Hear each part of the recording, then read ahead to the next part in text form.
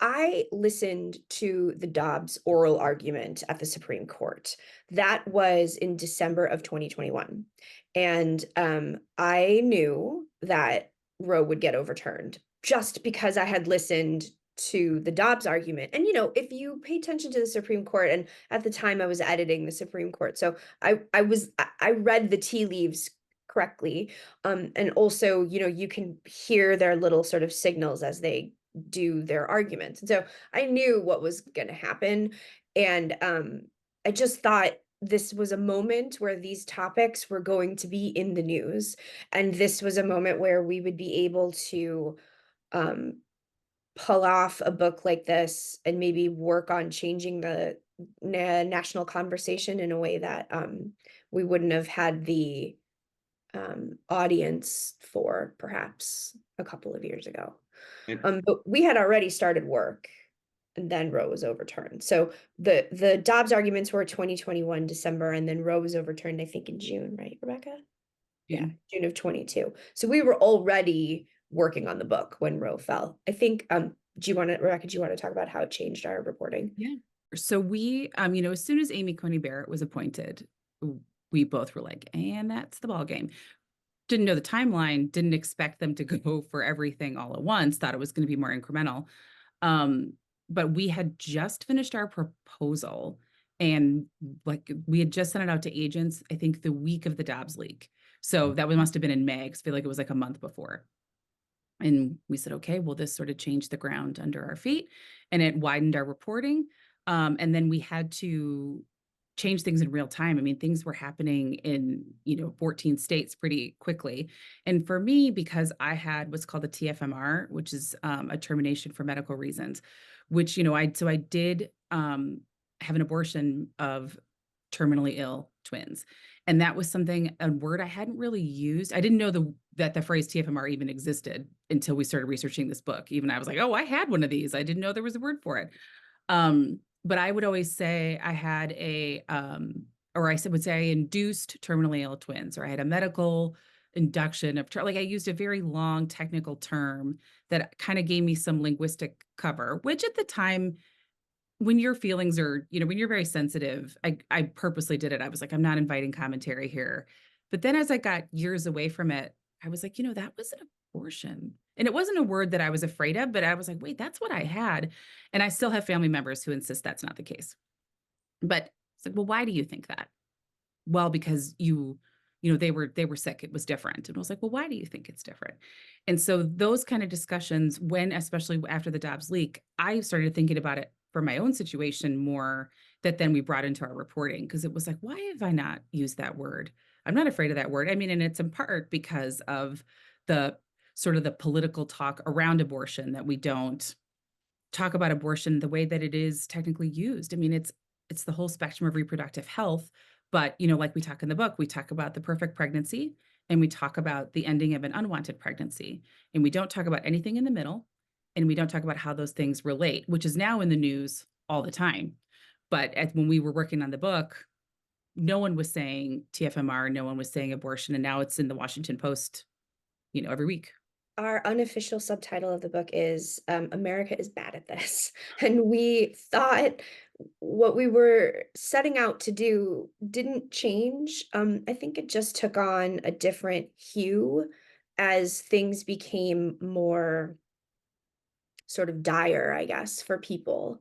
But what we set out to do was explain to people why we're so bad at talking about anything that isn't a perfect pregnancy and an end of an unwanted pregnancy. What's the gray area? Why is the gray area like this? And why, when it's so common, um, are we so quiet about it? And I think that message didn't change. I think it just moved around a little bit, if that makes sense. And I think also that's why we started our book with the language chapter on how there are no actual words for this. Because, both of us are word people. We spend a lot of time considering the actual literal words that we use in our sentences.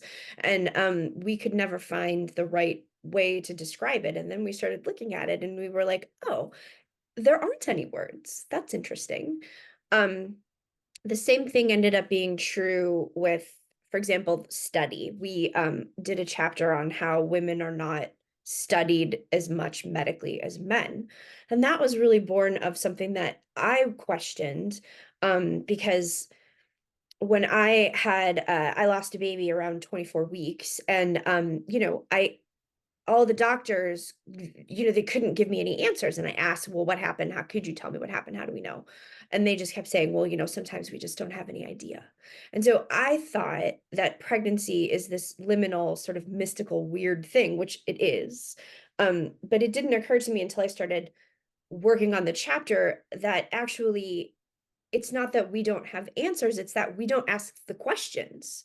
For example, common medications, ibuprofen, Tylenol, these medications are built on, what am I trying to say? The dosages for a lot of common medication come from um, the male profile, because the men are the ones who are studied, not women. So, when we were doing this research, we were sort of like, oh, geez, this all is related. And I think for us, we wanted to put the book all together. We wanted to put all of this together so that everyone would really understand why we are the way we are. Not in a narrow sort of like, it's not a grief, as we say, it's not a grief manual, it's not a memoir, it's like a piece of social science, I guess, that is aiming to sort of really explain to people why we are the way we are, so that we can then maybe think about making it a little bit better for people.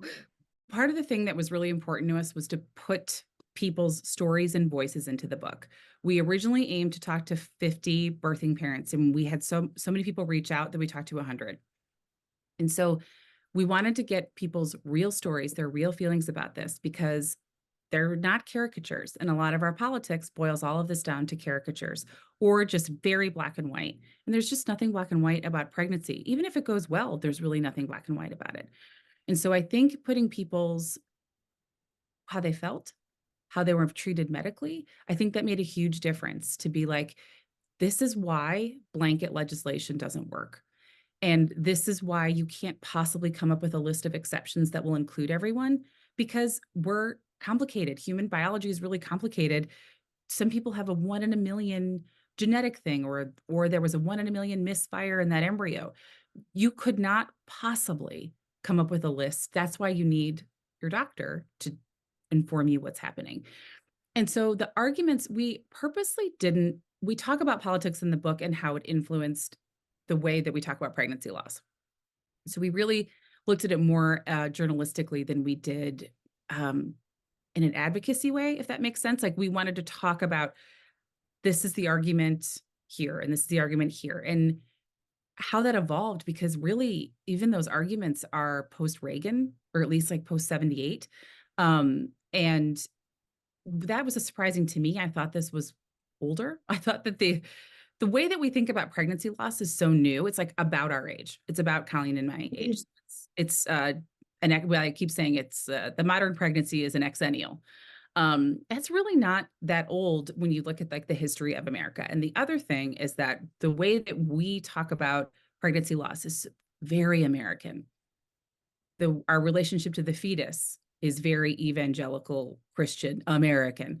So we have this very particular American way of looking at pregnancy loss. And so that's sort of how we approached it. Those political attitudes are born of these things that really A, aren't that old, and B, have their own American flavor. And so we talked about it that way. I think our intention was for everyone to read this. Mhm. We didn't want to write a political book that would intentionally turn people off. What the goal is for everyone to read it, because it's about as Rebecca said, it's about the people uh who are impacted by the way we do this in the US.